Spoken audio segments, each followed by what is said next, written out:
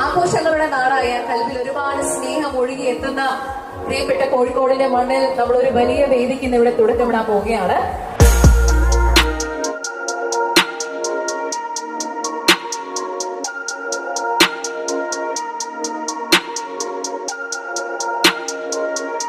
All Kerala photographers association AKPA-യുടെ 41ാം വാർഷിക സമ്മേളനം തിരൂരിൽ സംഘടിപ്പിച്ചു.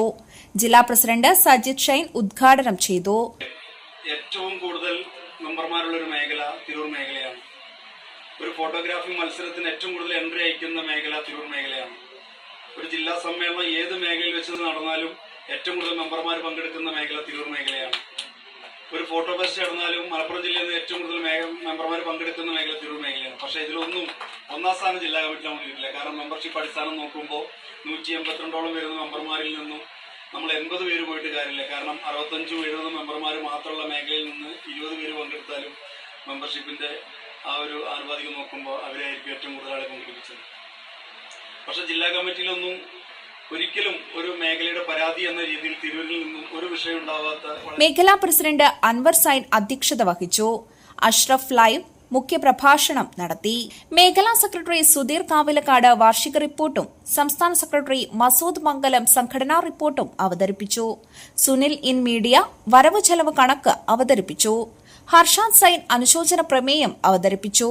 ജില്ലാ കമ്മിറ്റി അംഗം റിയാസ് ബാബു, മുൻ ജില്ലാ കമ്മിറ്റി നേതാക്കളായ കെ മാധവൻ, സുകുമാരൻ പച്ചാട്ടിരി തുടങ്ങിയവരും പ്രമോദ് പരപ്പനങ്ങാടി, രാജൻ പറവണ്ണ തുടങ്ങിയവരും സംസാരിച്ചു.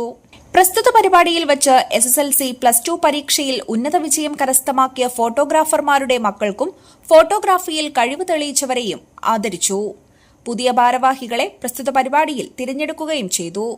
സുധീർ കാവിലക്കാടിനെ സെക്രട്ടറിയായും അൻവർ സൈനെ പ്രസിഡന്റായും ജഗദീഷ് പിക്സലിനെ ട്രഷററായുമാണ് തിരഞ്ഞെടുത്തത്.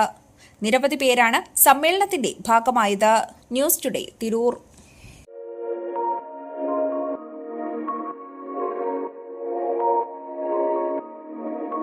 ആഘോഷങ്ങളുടെ നാടായ കൽവിൽ ഒരുപാട് സ്നേഹം ഒഴുകി എത്തുന്ന പ്രിയപ്പെട്ട കോഴിക്കോടിന്റെ മണ്ണിൽ നമ്മൾ ഒരു വലിയ വേദിക്ക് ഇന്ന് ഇവിടെ തുടക്കമിടാൻ പോവുകയാണ്.